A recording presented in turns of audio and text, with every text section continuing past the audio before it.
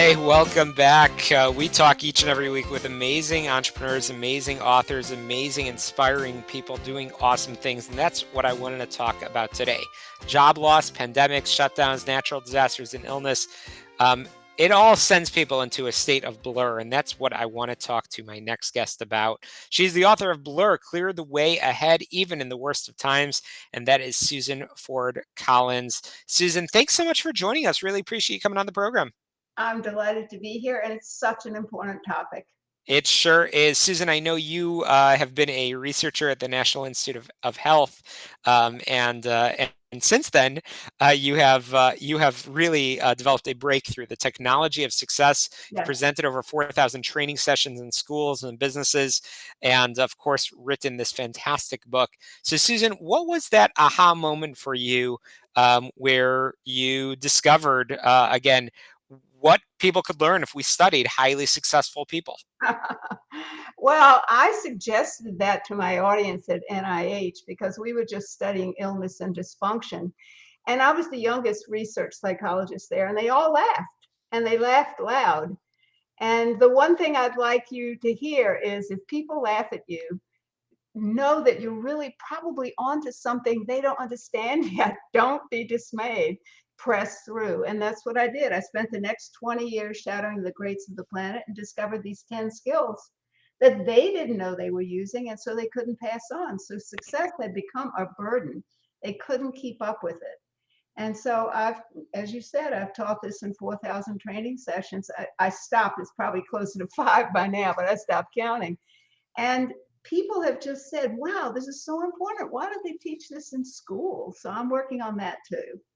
That's fantastic. That's incredible, and so grateful that you are teaching these important topics. So Blur, I mean, I love the title. It's great. It shows it's more of a skill book rather than a book that you typically read. It's got tools, and you actually have 10 particular tools in your toolbox that you talk about. Let's talk about how they are important to entrepreneurs that may be tuning in. Why do folks need to read the Technology of Success Toolbox? Well, because we do a lot of things haphazardly. We hit or miss do them. And what CEOs have told me is, oh my goodness, this makes training programs make sense. This makes the progression of leadership make sense. So, I started doing training sessions, and I wasn't sure which of the skills was number one, but I can tell you with certainty right now that success filing is number one. And that's the skill that highly successful people used every day. They set aside 5 or 10 minutes to think about the successes they had that day, not the gigantic one that take years to produce, but the ones that they could do that day. And they said that that is so important that we overlook those little things, and yet those are the ones that make the difference in the long run. So success filing is something you can do with your team. I have companies that are doing success filing Fridays all over the country, and you can do it with your family at dinner. Instead of complaining about what's going on, how about asking each other what successes you've had today? It's such an uplift. And it's so important when you're in Blur, because when you're in Blur, you feel like you haven't had any successes. And so it's really important to be able to get back to the basics when you're in Blur, when you're feeling overwhelmed. And I should stop and say, what is Blur? It's that overwhelm that we get in when we get bombarded one thing after another thing after another thing. And COVID certainly did that to millions of us. I mean, we had a pandemic, and now we've got an epidemic of Blur, and people don't know what to do. So that's why I wrote this book. I didn't want to write another book. I've written 5 other books, but this one kept waking me up in the night. So success filing is the first success skill. And here's the way to remember: when your success file is full, you feel successful. The word, it explains it right there. But when it's low, you feel dependent and needy. And I think when people are in overwhelm, they tend to stop trusting themselves and trusting their brains, and they feel helpless. So that's the first skill you need to start digging your way out of Blur. Absolutely, and something that you talk about in Blur is how this impacts both personally and professionally. I wonder if you can share a couple of examples. I mean, we certainly have been living through a whirlwind, a blur, if you will, of both on the economy as well as certainly in the world. Just look at what we're going through right now; it's insane. But what was some of the inspiration that that sort of brought some of these lessons into Blur? Well, I have had lots and lots of clients over the years, and I saw them lose their restaurants, lose their jobs. Worse yet, lose family members or have family members that got long COVID and were really, really ill. And so their whole lives were upside down. They didn't have their jobs. They couldn't see their future anymore. And this is an important part of Blur. You can't see ahead because so much has changed. In my case, my husband and my sister both died within 2 years. I couldn't see the way ahead. Who was I going to do dreams with anymore? They were key players in my life. And it's not just me. So many of us have gotten to that place and we stop dreaming. And this is a really important part. We stop dreaming. We just start to sink into the blur deeper and deeper. And so one of the skills is hologramming or dreaming. And I call it the science of dreaming.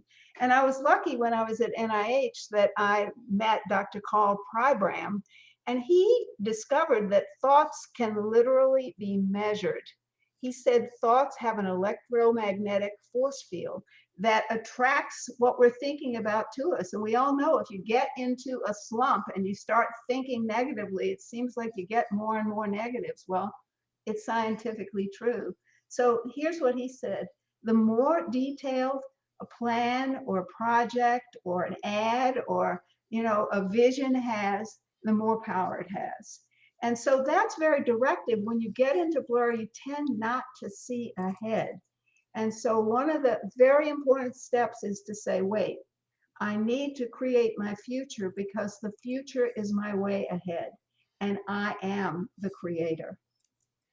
That's so important, which is great. So one of the things we always love to do on Get Down to Business is leave people with some action items, some things that they could actually implement in the weeks and months ahead, especially as we come close to the end of this calendar year. Everybody's looking for additional skills so they can be more resilient, so they can live, like you said, through the blur and make sure that they are stepping up and not just surviving, but actually thriving.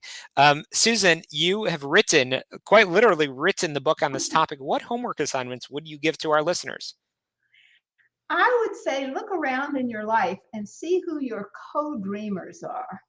And what do I mean by a co-dreamer? Somebody who knows what you're dreaming about and you've shared the details with. And if you're a CEO, make sure everybody in your organization is a co-dreamer because otherwise they're going in a different direction than you are. So co-dreaming is a really important skill. It not only pulls you out of the muck, but it helps people pull you out when you fall back in. And it enlightens them too because they see the way ahead. So creating co-dreamers is really, really important. And I would say using experts is important. We tend, when we get into blur and we get depressed and we get sad and all of that, we get afraid of asking dumb questions.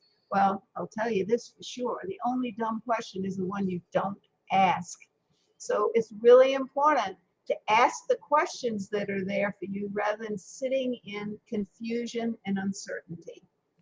Absolutely. I've been chatting with Susan Ford Collins, the author of a fantastic read. It's called Blur Clear the Way Ahead, Even in the Worst of Times, written by an executive consultant, leadership coach, and researcher. And really love, again, the stories they provided, that aha moment at the NIH, National Institute of Health.